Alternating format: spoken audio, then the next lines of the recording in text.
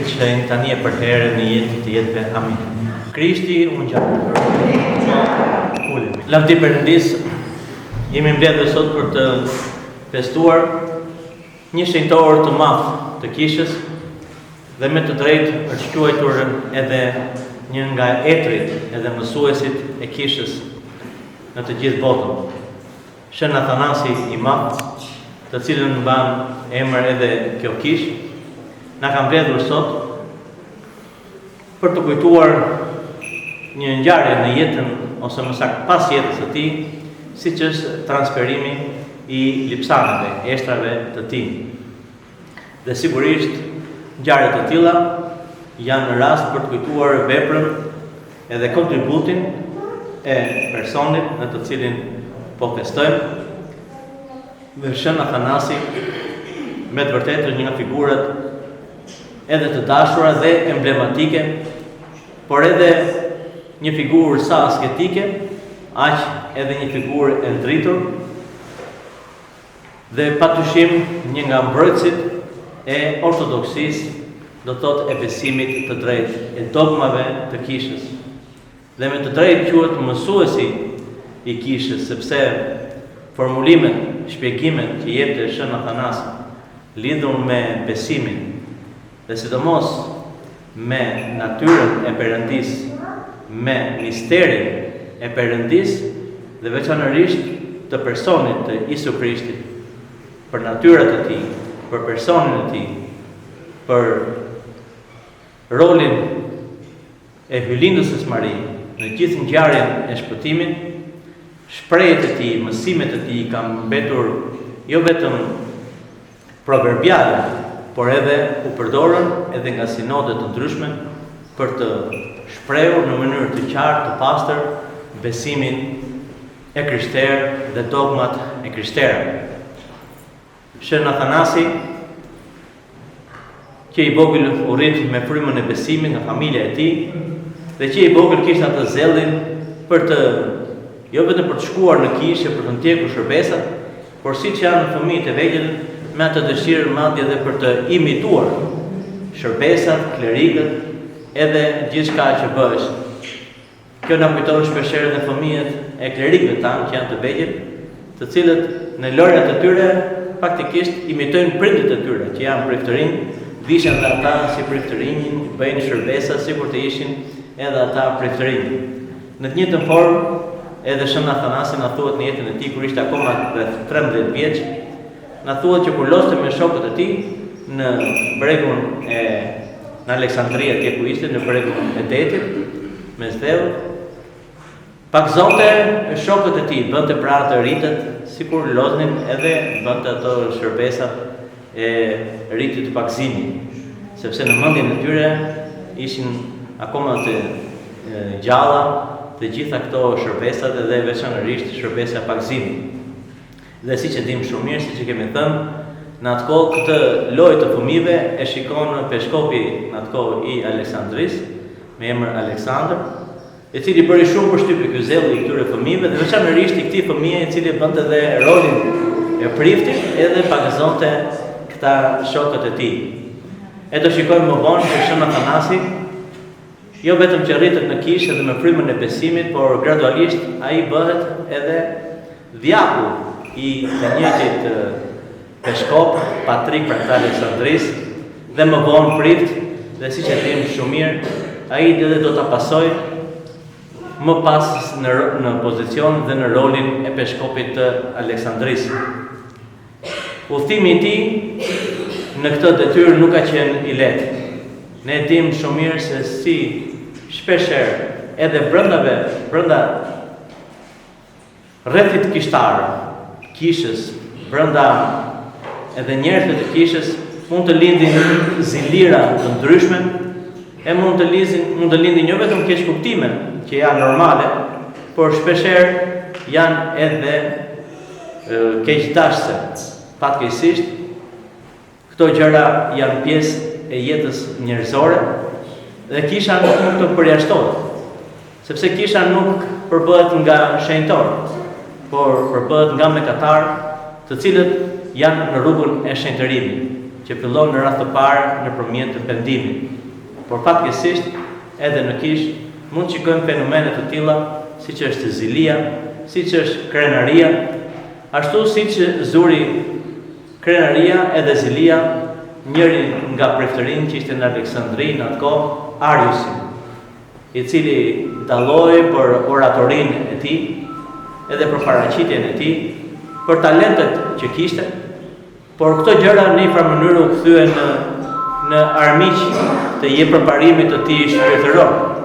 Ajo e çoi deri atje saqë ai të kundërvihet të shën Athanasit, pasi ai ishte zgjedhur peshkopi i Aleksandrisë, ndoshta rreth parë edhe për shkak të zilis, sepse pretendonte të ishte ai ndoshta pasuesi i Aleksandrit në postin e peshkopit të Aleksandrisë, dhe për të sulmuar Athanasin, me sa kuptohet, ai mendonte që do të arrite ta mundte Athanasin duke luftuar dogmën të cilin ai mbështeste.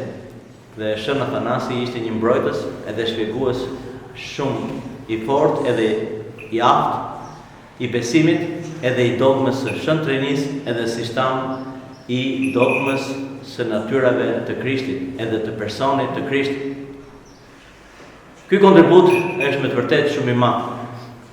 Dhe neve pa u zgjatur në jetën e tij, i cili i është dashur për shkak të persekutimeve, shpifjeve të ndryshme, siç e kemi thënë, i është dashur 5 herë të largohet nga froni i tij, jo me dëshirën e tij, por për shkak të akuzave, për shkak të trillimeve të ndryshme që bënin, duke përfshirë edhe në atë kohë perandorin e krishterë tashmë Konstantinin, që e njohim si Konstantini i Madh, duke shpifur forma të ndryshme, edhe duke gjetur mënyra, e megjithatë shën Athanasi asnjëherë nuk u tërhoq ndaj sulmeve, por qëllimi i tij ishte mbrojtja e besimit të drejtë, të pastër, pavarësisht kostove personale që ai kishte.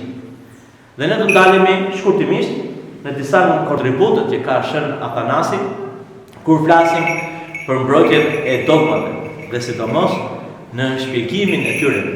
Për këtë arsye tham që dhe shpjegimi i dogmave nga shën Athanasi u përdorën edhe nga sinodet e ndryshme, edhe nga sinodi katët ekumenik madje, u përdorën pjesë nga ato që ai kishte shkruar, kishte predikuar, të cilat kisha i shikonte si shpjegimin më të saktë e më të drejtë të dogmave të besimit.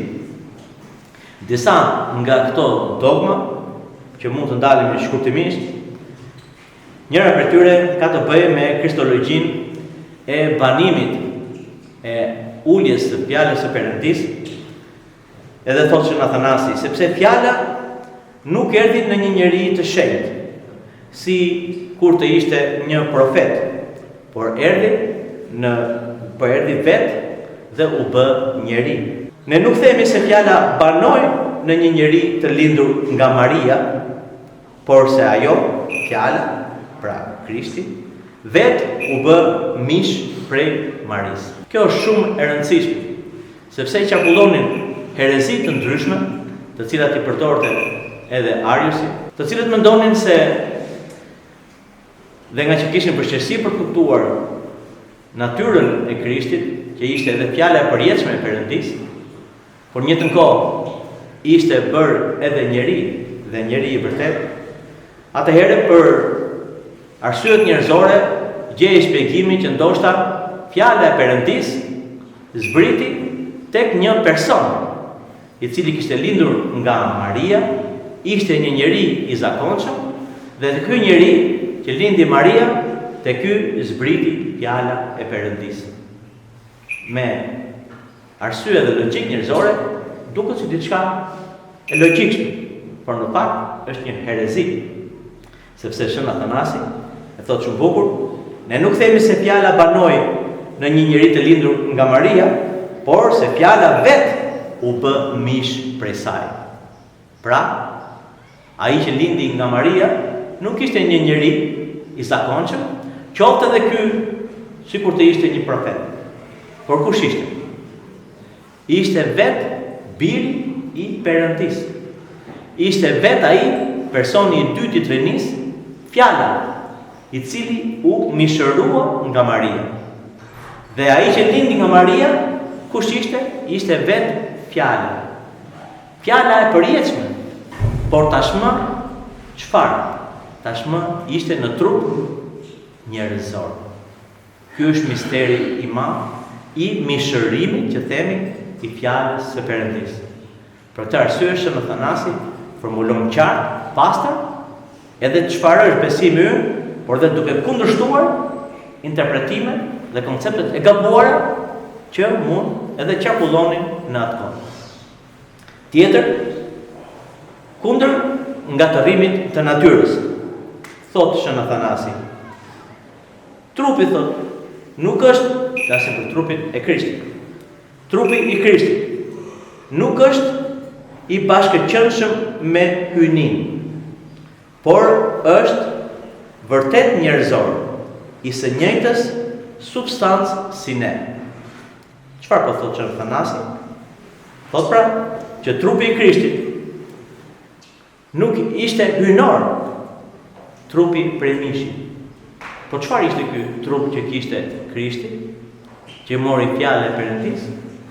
Ishte i njëjti trup siç kemi të gjithë ne. Ishte trup njerëzor.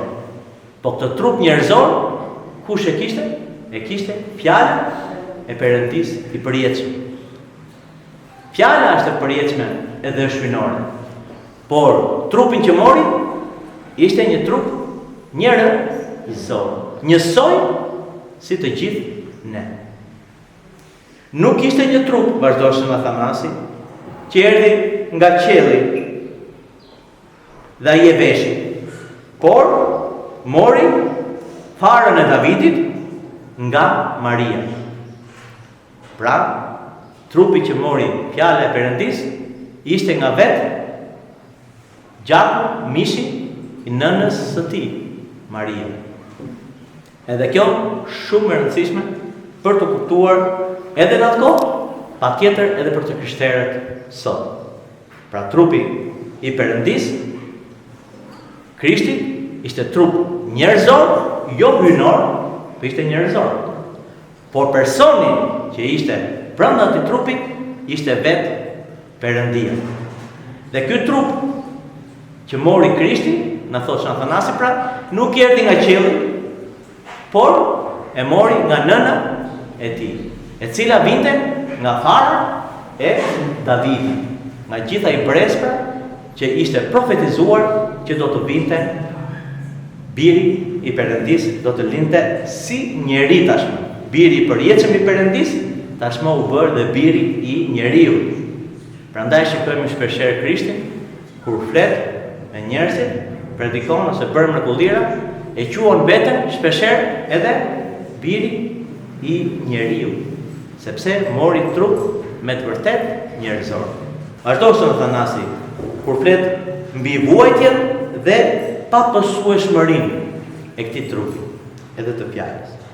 Thot fjala, që është Krishti për herë kur flasim fjala, që është për Krishtin, kur flasim fjala, kemi të bëjmë me personin e dytë të Trinisë, që është i përjetshëm. Dhe kur flasim për Krishtin, ne kuptojmë fjalën e mishëruar tashmë. Po kur themi fjala, nuk e kuptojmë menjëherë. Bëhet fjalë për fjalën e mishëruar, apo bëhet fjalë për fjalën e përjetshme që ishte personi i dytë i Trinisë. E kuptuat? Ndërsa, në qoftë se themi Krishti, automatikisht çfarë kemi kuptuar? Kemi kuptuar që bëhet fjalë për fjalën e mishëruar. Po bëhet pak dogmatik, thotë Shën Athanasi. Fjala, duke qenë nga natyra e papësueshme, sepse është Perëndia, personi i dytë i Trinisë, vuajti në mish që kishte bërë të vetë.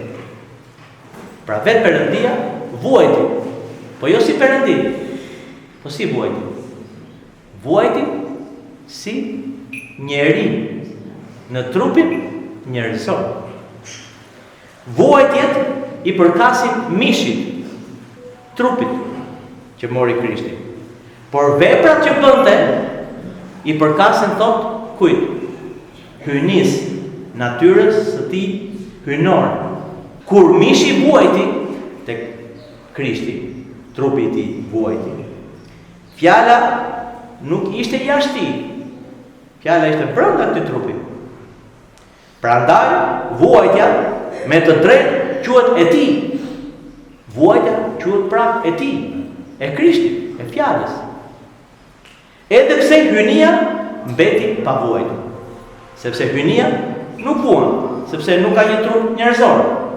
Por atë trup njerëzor që mori fjala, ai vuante. Sepse ishte trup njerëzor. Kur e rrifnin, me të vërtet, Krishti ndjente dhimbjen siç ndjen çdo njeri nga ne. Kur rrihet, apo jo? Sepse ishte trup njerëzor. Po kjo dhimbje ishte në trupin njerëzor, jo natyrën hyjnore që ai kishte. Por mrekullit që bënte, i bënte nga natyra hyjnore e tij. Mbi Virgjëreshën Mari. Nëse ai Krishti pra ishte në trup, si në një tempull thot ai, domethënë banoi, erdhi Krishti dhe banoi në një tempull, atëherë ajo që e lindi atë thot nuk është tot hylindëse, por nëse ajo quhet Theotokos ose hylindëse, edhe ashtu është, atëherë ai nuk ishte një tempull, thot, por vërtet u bë mish prej saj. Pra fjala e Perëndis nuk erdhi në një vakum edhe qëndroi, por ku erdhi? Erdhi tek hylindësja, nga e cila mori si shtam, mishin, gjakun, gjithçka e mori prej saj. Ajo pra bëri të mundur që ky të kishte me të vërtet mishin edhe trupin e saj. Për këtë arsye, thot Shën Athanasi, ne e quajmë hylindëse, sepse i dha Perëndis fjalë, çfarë i dha? I dha trupin e saj, pra gjakun, gjithçka njerëzore. Krishti e mori nga nëna e tij njerëzore, nga hylindësi. Prandaj neve Maris e quajmë me të drejtë hylindëse, sepse prej saj fjala e Perëndis mori natyrën njerëzore. Thot Shën Athanasi në një përmbledhje të misterit pra që po flasim, dhe mbaroi këtu, fjala thot u bë mish, jo duke u shndërruar në mish. Domethënë, ishte fjalë hyjnore, tashmë nga fjalë hyjnore u bë një njeri zakonshëm. Jo tamam kështu, por thot, duke marrë mish në veten e tij, kështu që ka një Krisht që është një kohësisht Perëndi, por edhe tashmë njeri. Këto janë pjesë të besimit, të dogmave, të atyre që ne besojmë. Këtu kuptojmë edhe misterin e madh se çfarë ka ndodhur dhe çfarë ishte nevojshme të ndodhte për shpëtimin e njerëzve. Perëndia duhet të zbriste, të merrte natyrë njerëzore.